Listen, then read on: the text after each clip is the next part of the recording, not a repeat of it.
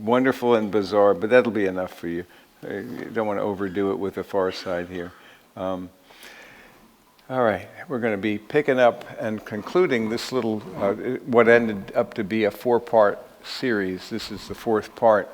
We alternate, as you know, from a topic to the scriptures, and that's been working out very well. And so I'm going to be taking you through, starting 2 weeks from now, this first book in the Eternal Perspective trilogy, and it's Rewriting Your Broken Story.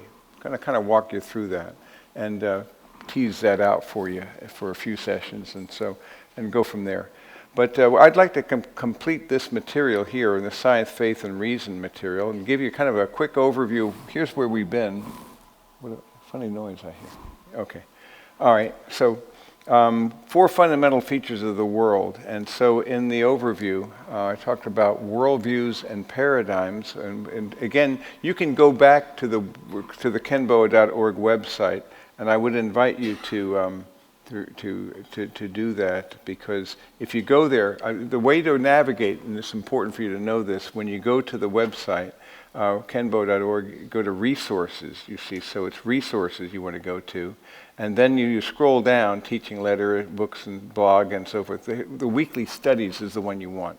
And then if you go to weekly studies, you've got the Sunday, the Wednesday, the Friday, even the Zoom invitation. But here's where you can watch the on YouTube. There they are. You see the Science, Faith, and Reason. So all these series are there. So just to let you know how to navigate, so you can find, if you haven't seen all the series, they're all there. So that's a very convenient thing that we're going to be doing, that we have available.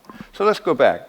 So we talked about worldviews and paradigms. We talked about 4 fundamental features of the world, and then I'm going to be talking about the implications today. And so those 4 fundamental features of the world are, the first of all was the evidence for the universe's beginning. That there's now clear that it wasn't the old steady state theory, which they desperately wanted to be true. They didn't want a beginning, because it would have too much implications that they don't want as naturalists and physicalists and materialists. So, but yet it's been demonstrated then that the universe clearly had a beginning. We talked about that from several angles. We talked, secondly, about the fine-tuning of the cosmos. It's so exquisitely fine-tuned that it would appear that even if there are 10 to the 22 planets, which is being very generous, the probabilities are just too thin for there to be the conditions for there to be life elsewhere. It's just a very unlikely event, and it's becoming more and more the case as time goes by. New fine-tuning parameters keep on being discovered. For example, more recently, an intergalactic, a galactic habitable zone. You can only about 4% of the galaxy has to be in there within that range, and we are in a privileged planet who are perfect location in our galaxy, so there's not the interstellar dust, so we're able to observe outside. It's just all a Goldilocks situation, and so it's so finely tuned that people have actually postulated a multiverse as a way out of it.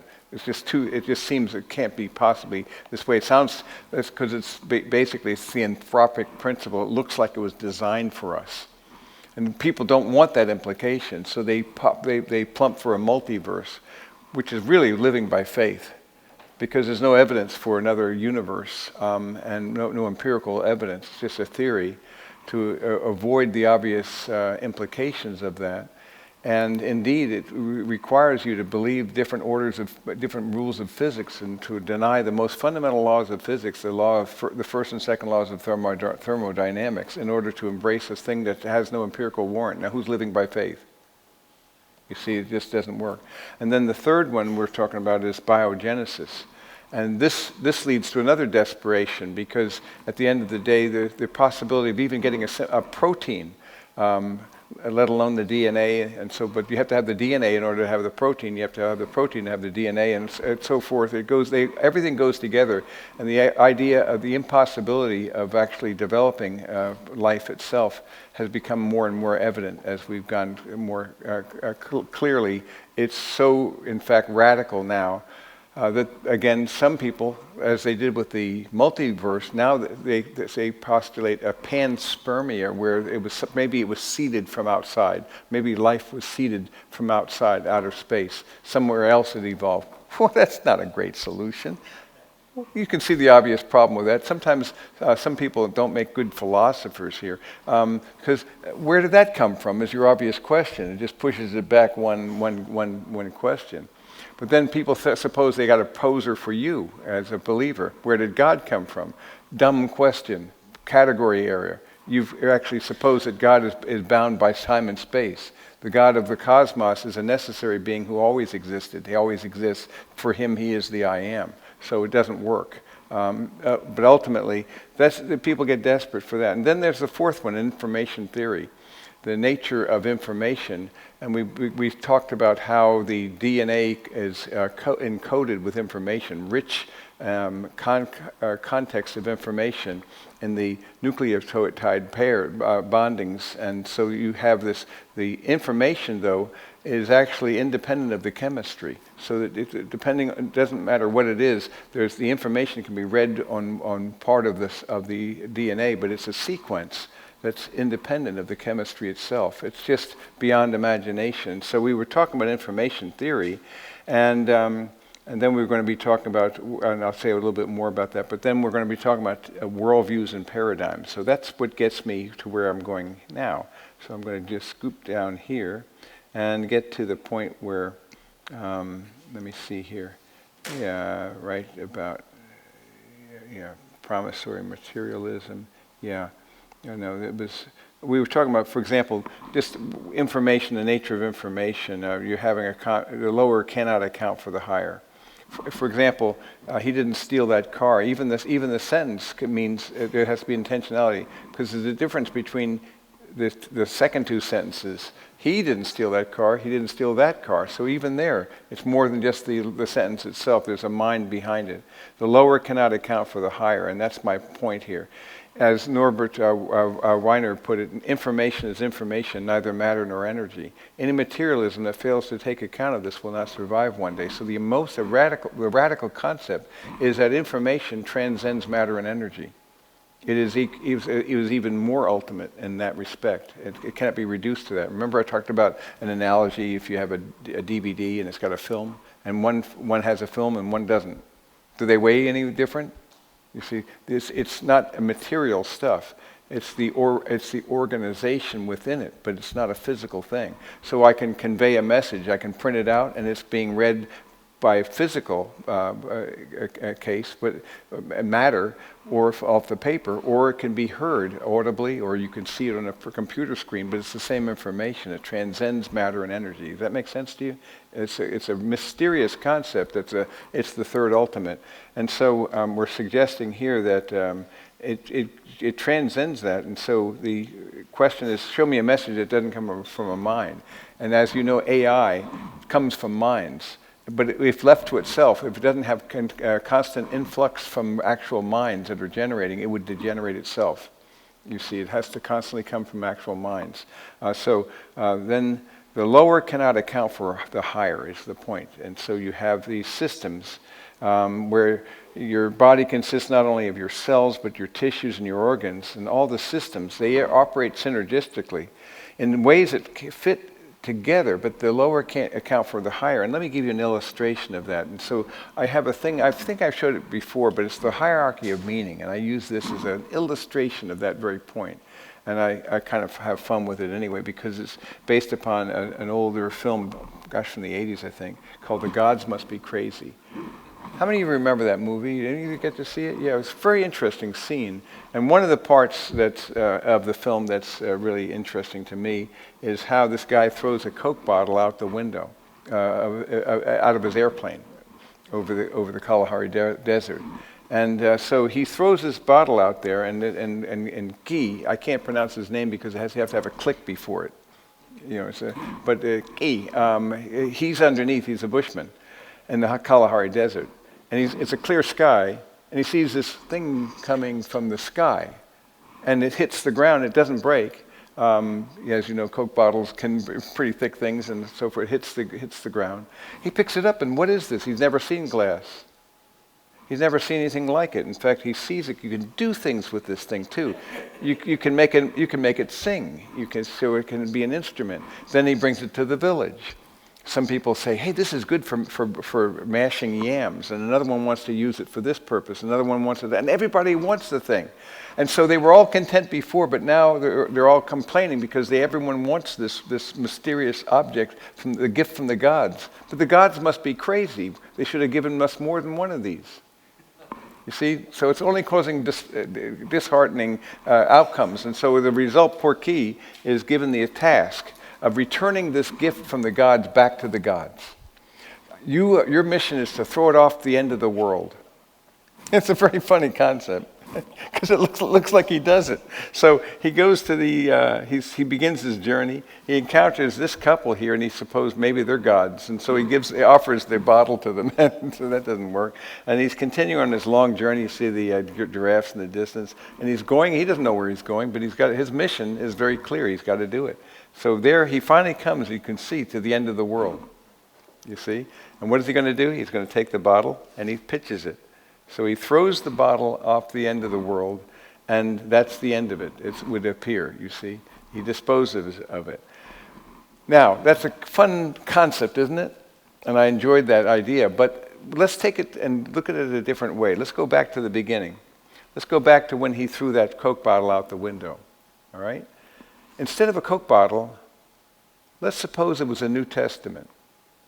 Now it gets very interesting. So he throws out a New Testament instead, a little printed edition of a New Testament. Just throws it out the window, and he sees that coming down from the sky. They don't have any writing. They never seen a book.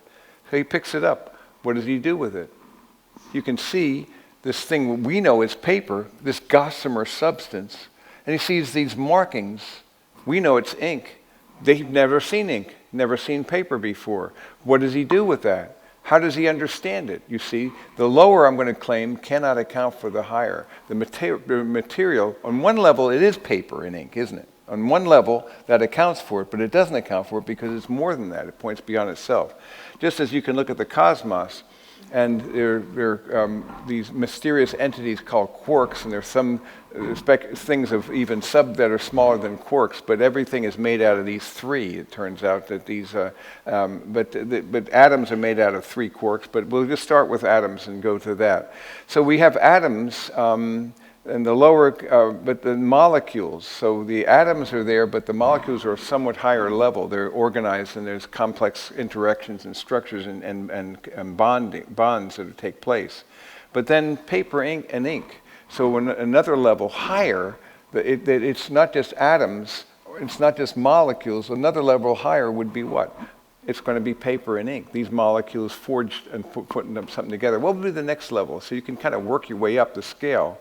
And each level higher can account for the lower, but the lower, my point, cannot account for the higher. Any questions on that? Is that clear to you? Because it's an important illustration about the way things are top down, not bottom up. The paper and ink we know are symbols, are they not? So there's not just markings. They mean something. They're symbolic. They have content. And the next level up, I would say, would be letters. So those symbols are actually letters, and they correspond to a language, to an alphabet. And so those letters, what do? The next step up is that they form words. So you can see, again, the words account for the lower, but the lower cannot account for the higher. Am I making sense here? So what would the next level up? Well, you could say that you're dealing now with grammar, because there's a context of the words have to obey the laws of grammar, but then syntax is involved above that, and then syntax, they put together, and these forge ideas or concepts, sentences. So it would be an idea that's being gripped. What would be your next level up? Will be rationality. In other words, they point to a reason, they point to a mind, do they not? So these ideas are coming from a message that comes from a mind, rationality, and there's also morality. That's because, again, we're claiming that the author of all that's true, beautiful, and good that because he's the author of beauty, we are aesthetic beings. Because he's the fountainhead of truth, we are rational beings, and because he's the source of all morality, we are moral beings. And so we have morality, aesthetics, and we have the spiritual. So the highest level would be that which is spiritual. What is spirit? You see, we can't even know we really don't know what time is. We don't know what energy is. We don't know we talk about terms like space and time and matter and energy, but there's a mystery to that, because how can you define what energy is? It manifests itself in various forms, but we can't actually define it, but it's created by something even higher, the spiritual concept that is involved in. So in the beginning was what? The Word, the Logos, and the Word became flesh, and the Word dwelt among us. So the higher personality then is higher than impersonality. You can see the idea that the personal can be accounted for, but the impersonal cannot account for personality. And so that's where I'm going with this concept. And so I use the concept. This is an illustration from my book on leverage and leveraging temporal assets and resources for eternal good.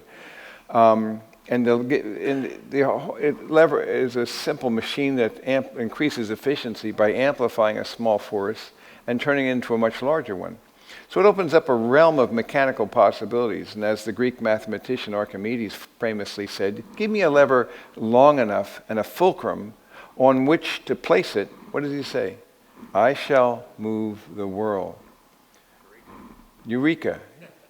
But you cannot be on the world to move the world. You see, that's why it's called an Archimedean reference point. You see the concept? An Archimedean reference point is a person. You have to be off the world to be able to do it. You could do it, but you won't be on the world to do it. You just to Kerouac's idea, you're on the road where you can't. You have to be off the road, above the road, or to Koheleth's idea of being under the sun. You need to be above the sun. You see, it's above the sun. So we have this idea of his scope would focus solely on the material and the finite. But then I said this book applies the principle of leverage to matters of infinite importance. And so, but the concept here is the higher can account for the lower, and that's where I'm going with this material here. Any questions on that? Because I want to make sure that's clear to you. So that's where I'm going here. So I'm going to then move on. And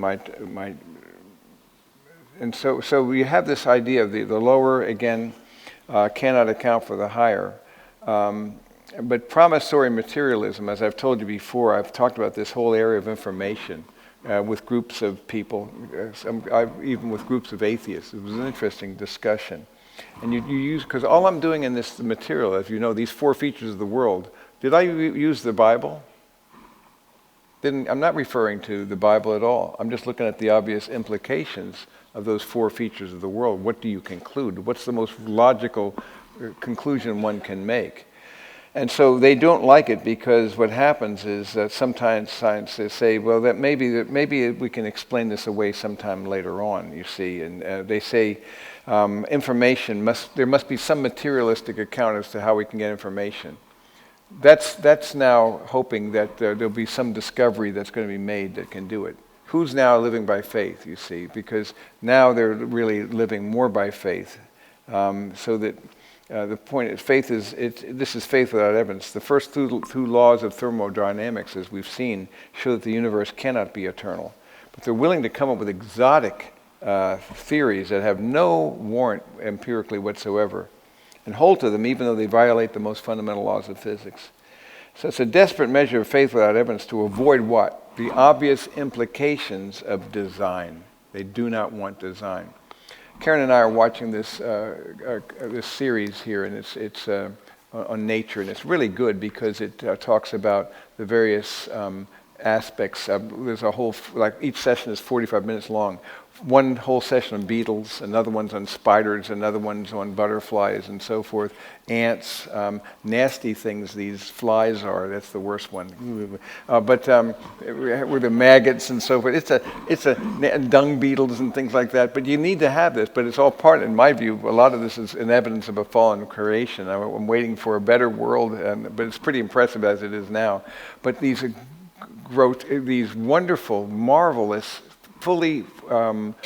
functioning systems, with any one of you can take, they all require a synergistic involvement. In fact, some has a synergy not only with a plant and an insect, but even a plant and a bird and an insect. And so they all have to be working together for it to be of mutual benefit, for them to all work. Either it's all or nothing. It won't work halfway. You see, like if you suddenly had a mutation and suddenly started a wing bud, natural selection would eliminate that in the next generation because it has no utilitarian value. It has no survival value. You see the point here? It has to be all or nothing. And all these systems, wham! And there's no evidence of these transitional fossils anyway, and they're always complete and perfected. Even if you look at the insect's eyes, these compound eyes, let's say of butterflies with 15,000 species, they're not exchangeable parts. They're not interchangeable. You look at this eye, and it's totally different from that eye, even though they're compound eyes. So they all they all came into being out of nowhere. And so they keep on referring this particular series to the E word because every time it looks like it's been designed, they want you to remind you what evolution does.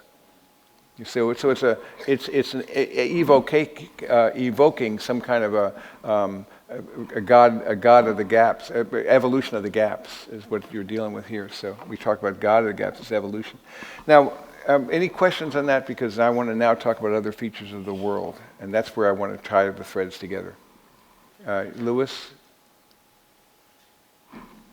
The question I have is, it's a little tangential to this, but I think it's relevant to this, is how can the impersonal account for the personal? Yes. Because all Eastern thought is based on the idea that some impersonal that's right. collective created all this. That's correct. That just doesn't make any sense. No, it doesn't make any sense. But they have, once again, the lower they're trying to account for the higher, and it doesn't work. In fact, my view is that the next step is going to be not toward finally, okay, there is a designer, but rather they're going to plump for some kind of a panpsychism, is my guess. Panpsychism is that there's consciousness on the quantum level or something like that. There's on the lowest levels, and so.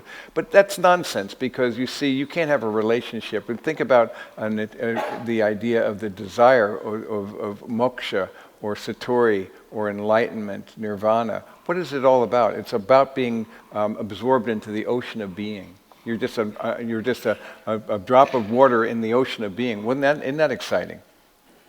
There's no I, thou. There's no relationship, and we all know better. Everybody knows that relationships are what matters. But their ultimate idea is that ultimate reality doesn't have any relational dynamic. That's inferior, because we know that relationships are the richest things of life. And we cannot deny the imago Dei in us, whether we like it or not and have a foolish philosophy. Ecclesiastes 3:11 is true, that he has put eternity in our hearts, and we can't deny it. So we're God-haunted. Can't get rid of it. You see the concept? So we live better than our philosophies. And that's my point, because people actually live as if people matter. But if they, at the end of the day, what would it matter? What would be the difference between a man and a dog or an insect, you see? So this concept doesn't work. We know better. We live better than our worldview if we're not believers. We can't. No non-believer can live consistently with the logical implications of a non-theistic presuppositions. It can't be done. So that's the concept. So that's a good question. Let's look at some other features of the world.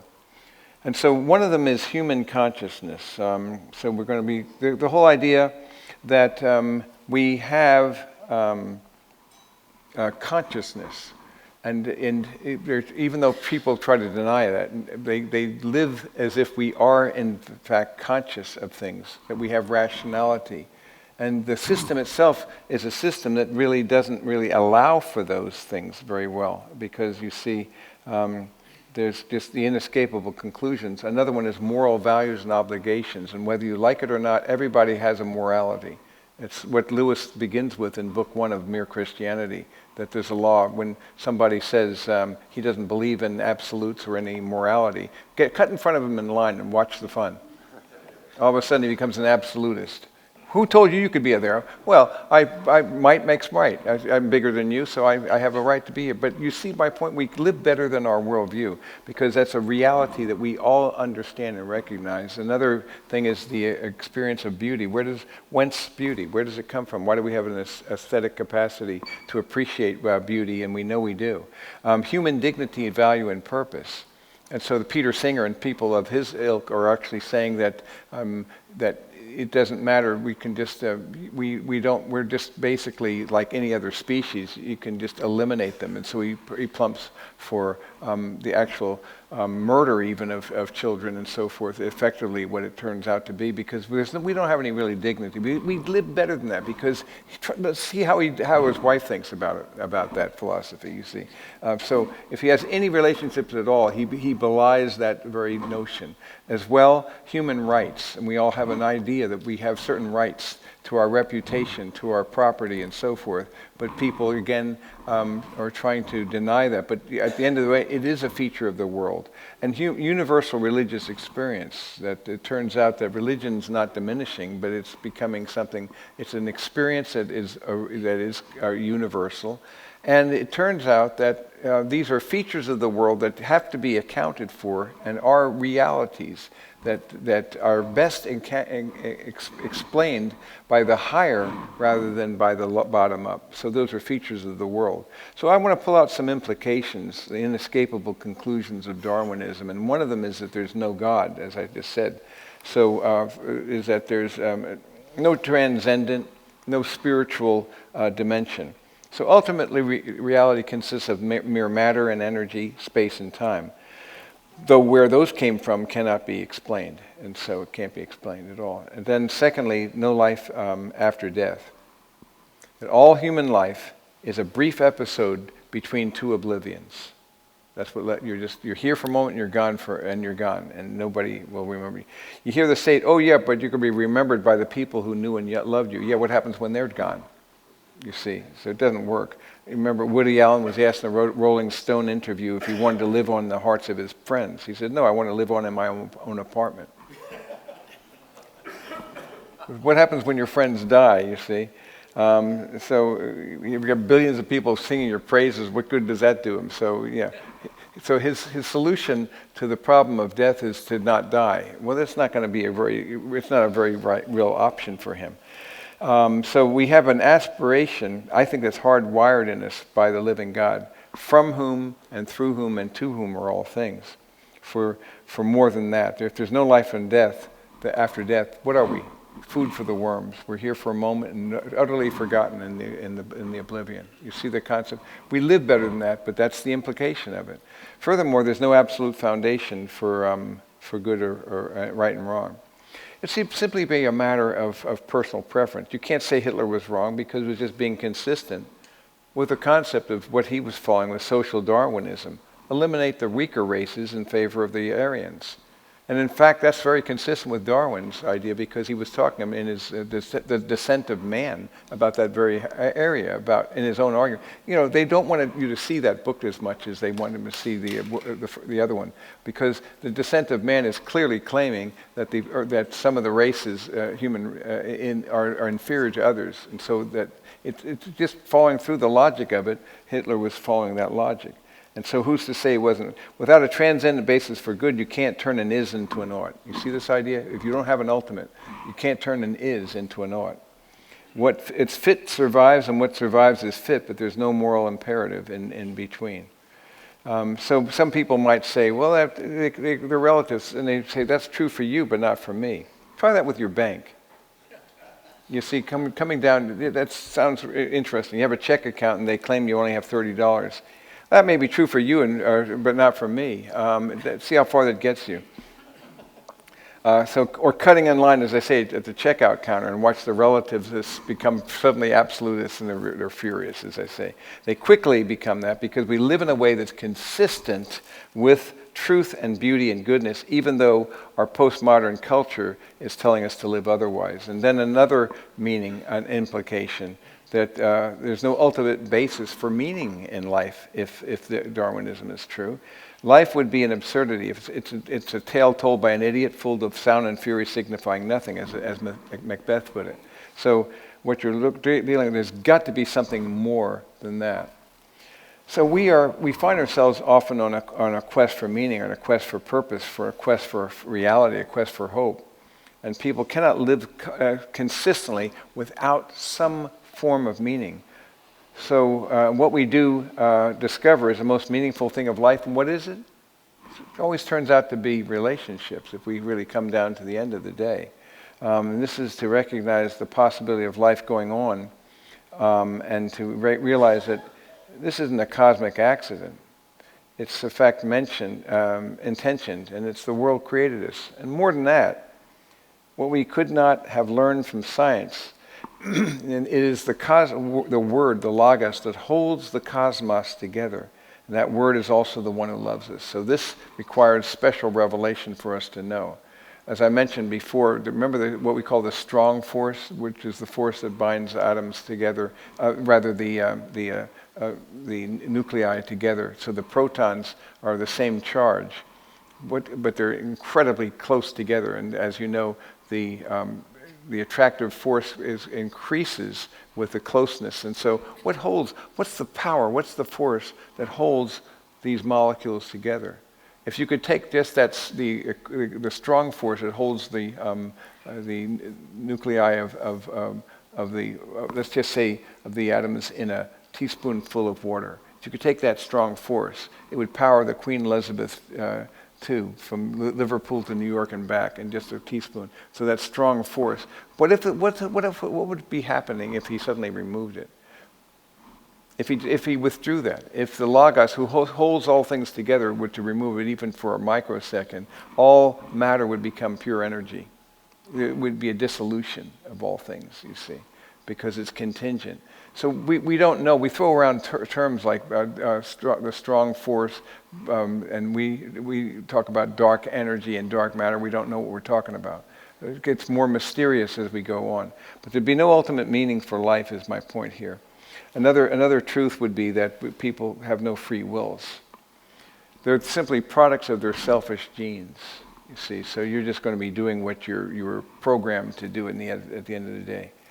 But we can't live as if we don't have free wills. It's interesting when people write books about free will or not having free wills. What's prompting them to write them? You see, they're choosing to do it. They can't live in ways that make any sense, that's consistent with that, you see. Those who claim this contradict themselves every time they freely make the claim that we have no free will. So it's a contradiction in itself. So these are interesting implications that I think are inescapable conclusions. As a follower of Jesus, I've been privileged to see that in the last several decades, then science has moved more and more consistently in every field toward a consistent vision of an ordered universe that points beyond itself from design to a designer. And in my mean, that's the ultimate foundation for life, for purpose, for meaning, for our destiny. It's the foundation for right relationships, and that with God and within ourselves and with others, life was meant to be about those right relationships. Yes. Ken, could you go back to the previous slide there Sure. about Darwinism? Sure. Yes, I'll go here. Okay. And all those points that So you we were had looking up at there? no God, Yeah. no life after death, no absolute foundation for right and wrong, no ultimate meaning for life, and no free will. So you would probably say, wouldn't you, that they were coming to those conclusions from the lower to the higher? That's right. Yeah, Okay. because if you have the lower to the higher, you see, again, the lower cannot account for the higher, but yeah. But there's a line in there somewhere where they've gone from science to philosophy. Of course, yeah, pretty quickly. Yes. So when did all that start? Well, it really starts with and what's happened, especially after the so-called Enlightenment. The default mindset was moved from theism now. Now the default is a non-theistic view. So what you now have then is the supposition of atheism, or of materialism, of physicalism. So that's what people now default to. Whereas for 1,000 years approximately, from about the 6th century to the 16th century, the default in the West, in Europe, was always a theistic mindset. And you remember in the 17th century then, when you have in fact, it's interesting, and I don't think it's accidental that it was in that time when the so-called Enlightenment began to really kick in, that there was a movement away from that. Remember we talked about this, how they couldn't go from theism straight up to materialism or physicalism. That's too quick, too much of a cognitive dissonance collectively. So what did they do? They chose deism, a transitional philosophy, which says that there was a clockwork universe where God wound it up at the beginning and he hasn't been seen since, you see. So they have a clockwork universe. And that then led to the next step, which would be more of a physicalism, a materialism. And so the whole idea was that this became the prominent ethos. So in that context, and that's why I mentioned before, it's not in my mind any accident that God says, okay, he sees where it's going. He knew this from the beginning. But he says, okay, now I'm going to reveal something that they didn't know. I'm going to use science and technology to reveal stuff they didn't even know existed. So he revealed the microcosm, and he revealed the macrocosm. We thought we saw the stars. We didn't see anything. We didn't know what anything was like on the microcosm until that microscope was invented. Isn't it interesting? Both were invented in that same century, the so-called century of the Enlightenment. So just as skepticism increases and the pushback against God's going to grow, God bumps up the ante of evidence. And I've mentioned this before, where Pascal said that God has apportioned the evidence in such a way that there's enough evidence to satisfy the mind of a person who chooses the way of faith, but there's also enough ambiguity to allow the atheist to rationalize his disbelief. What happens then when the collective mindset is moved more and more toward an atheistic mindset? God bumps up the evidence. And the delicious irony is using science and technology to do so. And I'm going to tell you, it's been really fierce and strong in the last couple of decades. Each decade he's revealing much more. So you just look at anything you want, microcosm, midicosm, macrocosm. It's an astonishing thing. And it just reveals things that you could never dream. So the neo-Darwinian thesis of mutations and natural selection is so absolutely lapsed and impossible and unproductive. They tried the RNA world, it doesn't work any better. It's a faith proposition, it just doesn't work. So you're dealing with a thing that's bankrupt philosophically and so forth, and every other way scientifically, yet they're clinging to it. That's why I think there will be a paradigm shift very soon, but it won't be toward theism. The collective paradigm shift will be probably what I call panpsychism, or some form of panentheism possibly. But that's because people are bent in that direction. Why is that? The scriptures reveal that human autonomy is the answer. People do not want to bow the knee to God. It is our natural disposition. We are at enmity with God in our natural state. We want to be gods of our own. And so no one wants to bow the knee or to acknowledge that he is. And so we'll find any way to avoid him. So the wonderful thing is that as evidence pops up and more, it becomes more and more an evidence of faith. And frankly, you also see a kind of a growing rebellion against the truth, where people know better, but they are desperately clinging to that. So those are some of the inescapable conclusions of Darwinism that I've given you. And so the design points to a designer. So the way I tie it together is this little wonderful quote by Thomas Merton, when he says, "We are not at peace with one another because we're not at peace with ourselves. And we're not at peace with ourselves because we're not at peace with God." At the end of the day, it says a lot. You see, so the real issue is the top down is what's going to make life meaningful. It's because if there is a God, then there's a basis for a right relationship with ourselves and with others.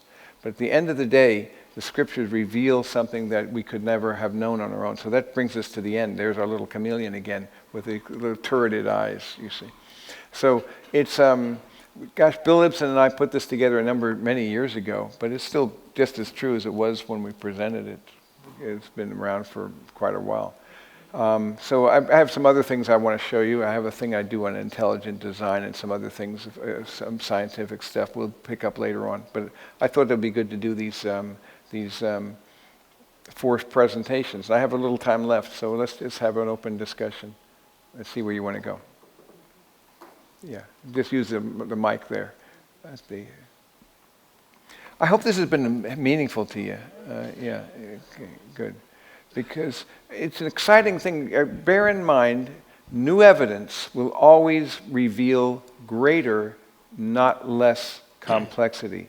New evidence will always reveal more evidence for design, more impossible things, not less. It keeps on going that. So it takes, and I will just mention this before we open that up for questions. We've talked about this before, but when we think about Romans, remember these three things? That the spiritual darkness, it started there. And so in Romans 1:18-20, you see that the real culprit is, in fact, the revelation that we rebel against it spiritually. The wrath of God is revealed from heaven against all ungodliness and unrighteousness of men. What are they doing? Suppress the truth in unrighteousness. Because that which is known about God is evident within them, for God made it evident to them. Then he says, for since the creation of the world, his invisible attributes, his eternal power and divine nature have been clearly seen, being understood through what has been made so that they are without excuse. And so that's the first thing, is that there's a spiritual darkness, because even though they knew God, they didn't honor him as God, and it led to a intellectual distortion. So when we see then, they didn't give, and nor did they give thanks, but they became futile in their speculation. Their foolish heart was darkened. Professing to be wise, they became fools. So it started with a spiritual rebellion and then distorted the mind, you see. Professing to be wise, they became fools and exchanged the glory of the incorruptible God for an image in the form of corruptible man and of birds and four-footed crawling animals and crawling creatures. Therefore, God gave them over in the lust of their hearts to impurity, so that their bodies would be dishonored among them. So that reached to the third level. You see, so the spiritual darkness produced an intellectual distortion, a darkening, which in turn reveals itself as moral decadence. Now, those verses 18-32 is a summary of our time. Only it's more fierce than it was in Rome at that time as well. Okay, now it's. Well, that explains a little bit of what I was going to ask you about. But Good, I knew that. It was Karnak. You see, Karnak, remember that? Remember Karnak? That stupid turban he wears. Johnny Carson, yeah. so it's interesting We miss him. that you used the word faith about 15 times, talking about basically scientism or whatever, and how that's evolved into its own sort of faux religion, and Yes. and how that's how people think they're fulfilling themselves, is through that faith and that. But going back and talking about what you were talking about in Romans, the initial Enlightenment period was the idea of the divine sovereignty of the individual, and how that incorporated all the way into our the Declaration of Independence, et cetera, in our Constitution. But there was we missed the mark because we did not incorporate that into a higher or transcendent thought, even though the concept of each individual being a divinely sovereign is still applicable and true. Yes. So you have at least the foundation, though, is that these things are divinely established, but still at the end of the day, unless you have a top-down vision of life, you don't have a basis for relationships that can account for it and give context and purpose to them. And besides which, we're food for the worms at the end, and we're all going to be forgotten. So we know better than that. But it is this idea of the fall that so impresses me. And so when I look at this order, the beauty of the creation, I'm also astonished as well as the evidence of the fall. It's everywhere. And it's very interesting and hard for me to imagine what an unfallen cosmos will be like, what a resurrected cosmos will be like. I hardly have categories for it.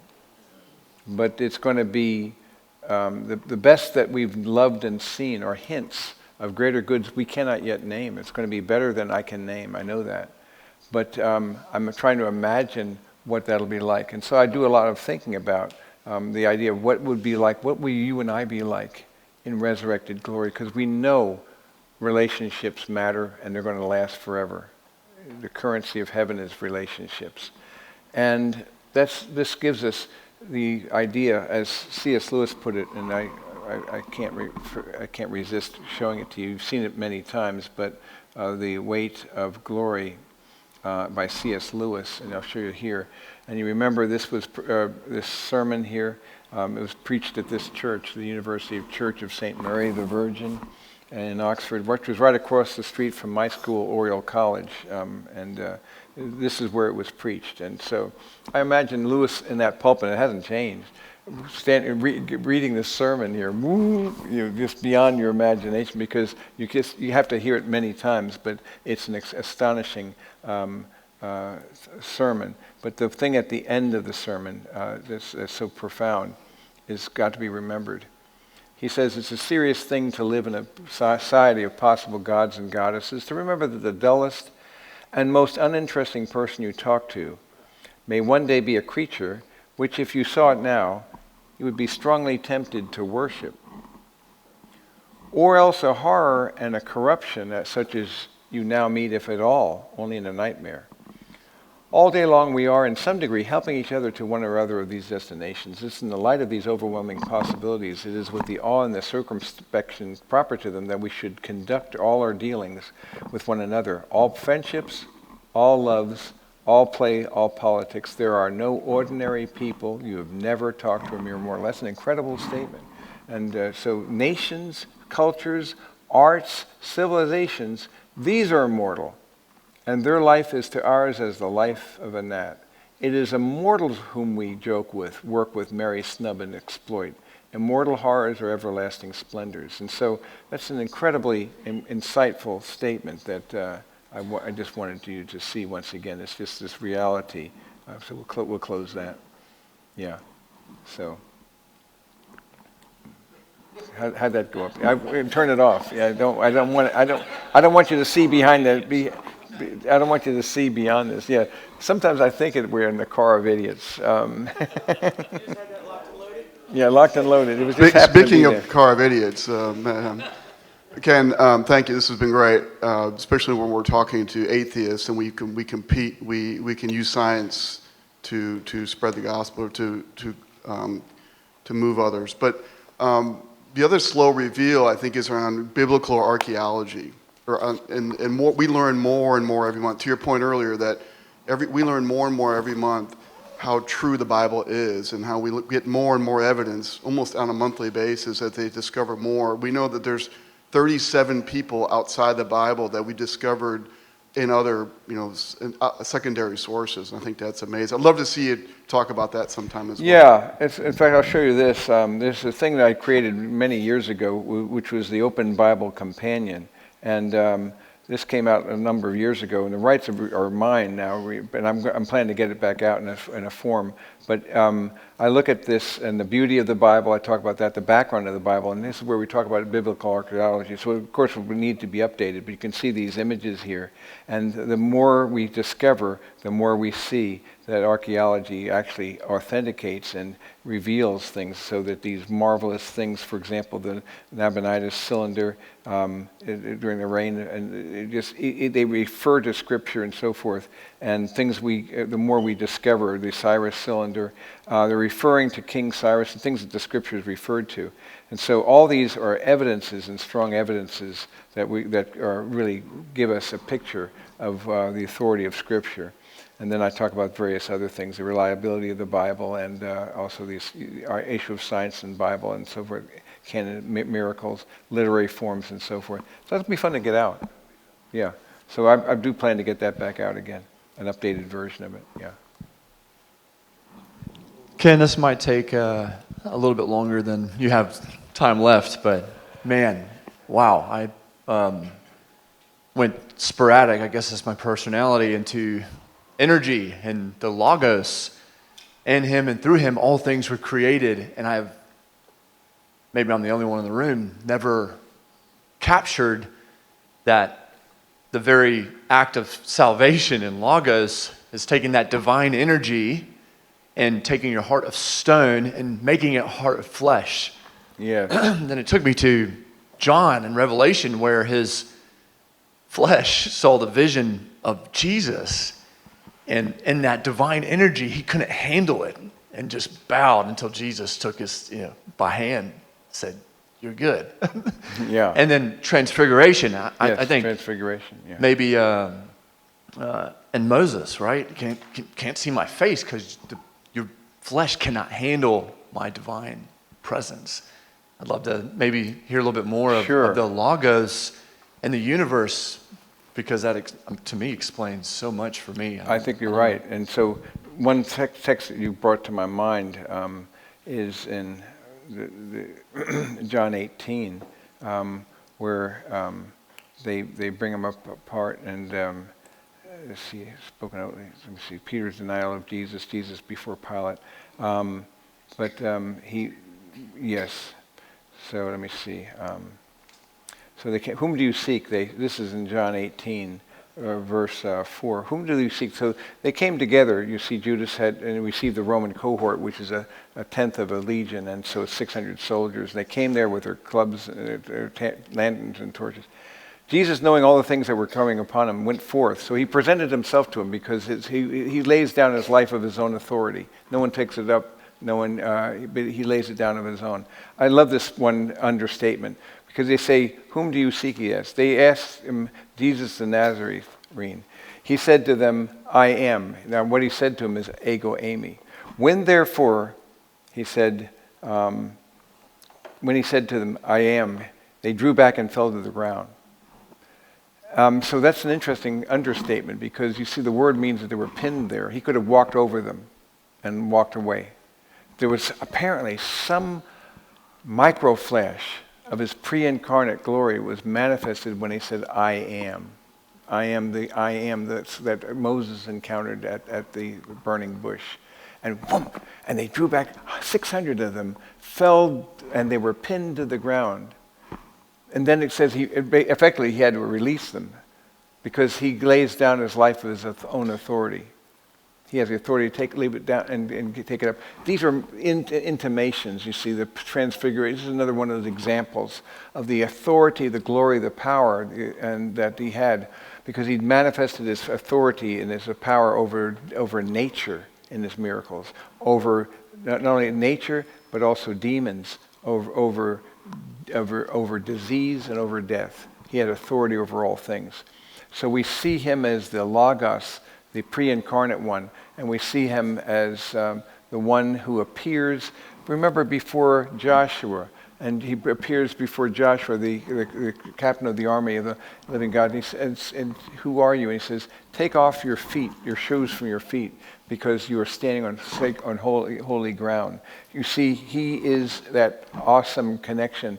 And so the manifestation, who is this one? Remember how he manifests himself in the storm to his disciples. They are terrified of him. There's an authority, a power, a glory that this one has. So there are many illustrations. It's understated, isn't it, about the authority of this one, but he's the one who holds all things. In him, all things hold together. And so you go to Colossians chapter 1, and it gives us a clear description. But because it says he is before all things, and you can see it in here, and in him all things hold together. Systemi is the word, and if he were to release that hold, everything would dissolve. So he is the one who holds the cosmos together, and he's the ruler and the authority of all things. So it is the living God who takes on humanity into himself with undiminished deity. It's all mysterious. But it's always at the end of the day pointing to the one, the I am. And at the end of the day, that's the relationship. The basis for relationship is the Trinitarian God, the lover and the beloved and the love that flows between them. God is the author and foundation of all personality.